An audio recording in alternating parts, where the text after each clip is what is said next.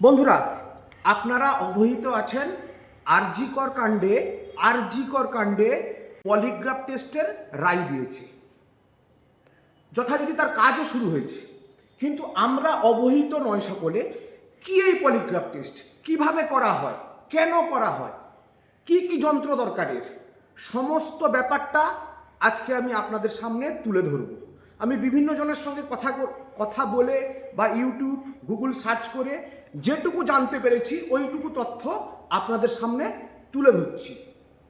Polygraph test, যাকে মূলত বলে লাই ডিটেক্টর টেস্ট, অর্থাৎ কে মিথ্যা কথা বলছে ধরা পড়ে যাবে।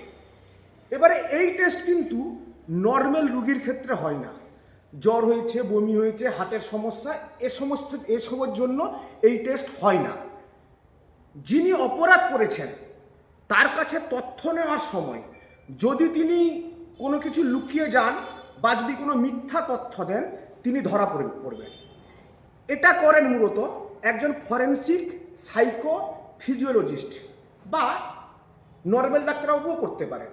তিনি পুরো ব্যাপারটাকে মনিটর করেন। মূলত এখানে 8টা যন্ত্রাংশ ইউজ করা হয় বা 8টা ডিভাইস থাকে। 1 নম্বর গ্যালভানোগ্রাফ। গ্যালভানোগ্রাফটা কি? ওটা আঙুলে লাগানো থাকে।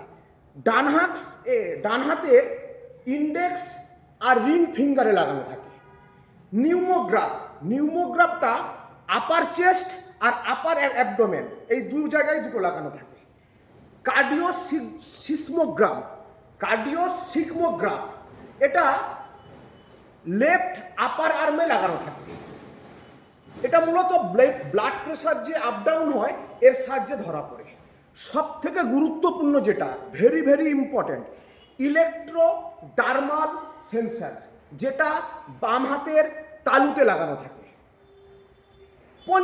পঞ্চম ডিভাইস হচ্ছে সেন্সর প্যাড।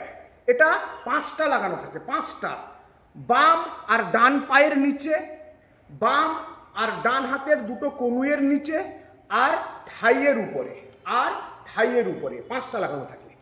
এবারে আসছি 6 নম্বর, ক্যামেরা লাগে। ক্যামেরাতে ভিডিও তো রেকর্ডিং হয়, সাথে মুখের টেম্পারেচারও ধরা পড়ে, ফেস টেম্পারেচার।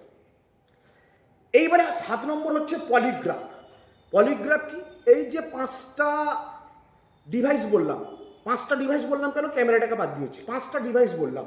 এই 5টা ডিভাইসের সিগন্যালটা এতে আসে এবং এই সিগন্যালটা ল্যাপটপে গ্রাফ ফরম্যাটে দেখা দেয়, মানে কে ভুল বলছে কে ঠিক বলছে। আর 8ম হচ্ছে ল্যাপটপ। তাহলে মূলত এই 8টা যন্ত্রাংশ নিয়ে ব্যাপারটা ঘটে। আর এতে মূলত 3 টাইপের কোশ্চেন করা হয়।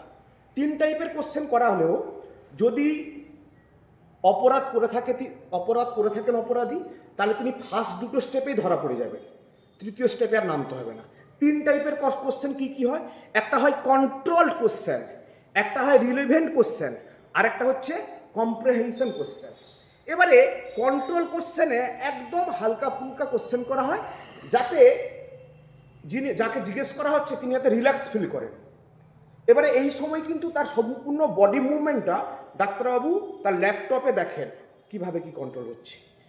রিলেভেন্ট কোশ্চেন, এই পর্যায়ে কিন্তু যদি মিথ্যা কথা বলে তিনি অবশ্যই ধরা পড়ে যাবেন। এমনভাবে কোশ্চেনটাকে তৈরি করা হয়। ধরা পড়বেন কিভাবে? ওই যে ফার্স্টে আমি বলেছিলাম না, গ্যালভানোগ্রাফ, যেটা লাগানো থাকে ইন্ডেক্স আর রিং ফিঙ্গারে।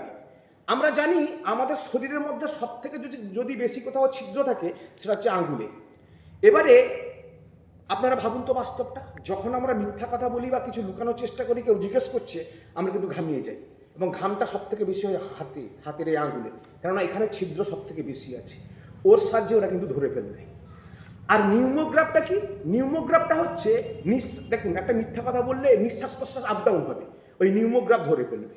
এইভাবে 5টা যন্ত্রাংশ কাজ করে ফেলে এবং নিশ্চিন্তে এই রিলেভেন্ট কোশ্চেনেই তারা ধরা পড়ে যায় যে তারা মিথ্যা বলছে কি সত্য বলছে, তখন তাকে ধরে নেওয়া হয়।